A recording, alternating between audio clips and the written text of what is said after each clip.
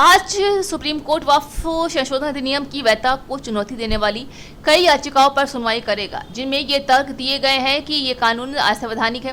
माना जा रहा है कि कोर्ट वक्फ अधिनियम से जुड़ी याचिकाओं पर अपना अंतरिम आदेश पारित कर सकता है।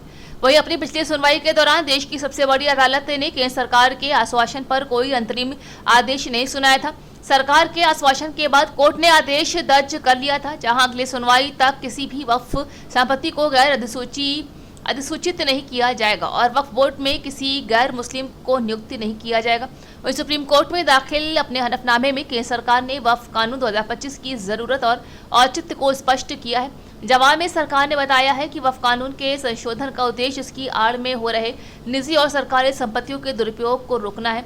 नए अधिनियम के जरिए वक्फ बाय यूजर की व्यवस्था खत्म होने से मुस्लिम समुदाय का वक्फ करने का अधिकार नहीं छीना जाएगा, बल्कि कानून के दुरुपयोग पर लगाम लगाई जाएगी। तो वहीं दूसरी ओर वक्फ अधिनियम को चुनौती देने वाले पक्षकारों ने सरकार की ओर से दाखिल हलफनामे पर अपने जवाब में कहा है कि सरकार का ये दावा है कि 2013 से लेकर अब तक वक्फ बोर्ड की जमीन में 116% का इजाफा हुआ है।